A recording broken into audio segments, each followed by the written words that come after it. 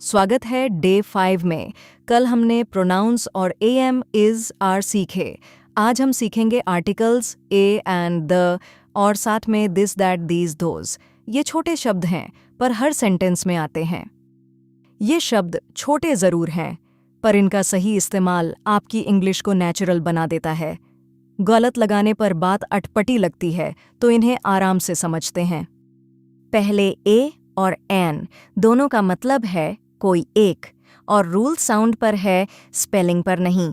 अगर शब्द कॉन्सोनेंट की आवाज़ से शुरू हो तो ए, और अगर वावल की आवाज़ से ए ई आई ओ यू तो एन। जैसे a book, a car, a dog, पर an apple, an egg, an orange. अब दो ट्रिकी, एन आवर, क्योंकि यहाँ एच साइलेंट है और आवाज़ वावल से शुरू होती है, और अ यूनिवर्सिटी, क्योंकि ये यू की आवाज़ से शुरू होता है जो कॉन्सोनेंट जैसी है, यानी आवाज़ देखिए, अक्षर नहीं। अब द, जब बात किसी खास तय चीज़ की हो जो दोनों को पता है तब द लगता है।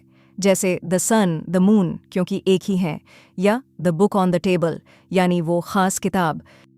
फ़र्क समझिए, आई वॉन्ट अ पेन मतलब कोई भी एक पेन, और आई वॉन्ट द पेन मतलब वो खास वाला पेन जो आप जानते हैं।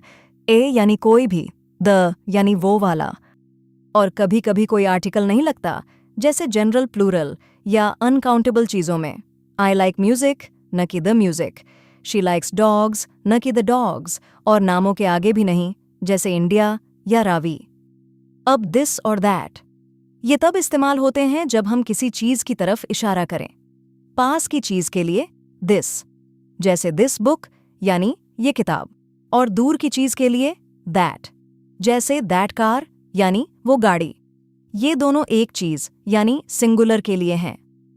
और जब चीज़ें कई हों यानी प्लूरल, तो पास के लिए धीज और दूर के लिए धोज, जैसे दीज बुक्स यानी ये किताबें, और दोज कार्स यानी वो गाड़ियाँ। तो पूरा रूल दिस और दैट एक के लिए, दीज और धोज कई के लिए, दिस दीज पास, दैट धोज दूर।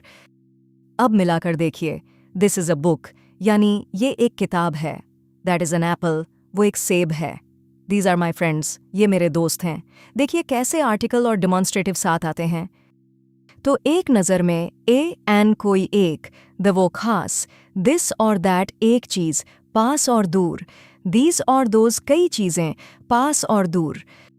अब योर टर्न, सामने रखी चीज़ों की तरफ इशारा करके बोलिए, this is a pen, that is a book, these are my shoes, those are the keys. अपने आसपास की 5 चीज़ों के बारे में ऐसे ही बोलिए। आज का होमवर्क, अपने कमरे में देखिए और 5 चीज़ों के बारे में बोलिए आर्टिकल और दिस दैट का इस्तेमाल करते हुए, जैसे this is a chair, that is the window. तो डे 5 में हमने आर्टिकल्स और दिस दैट दीज धोज सीखे। कल डे 6 में हम रोज के वर्ब्स और प्रेजेंट सिंपल टेंस सीखेंगे। आई ईट, आई गो, आई वर्क। प्रैक्टिस करते रहिए और चैनल को सब्सक्राइब करना ना भूलें।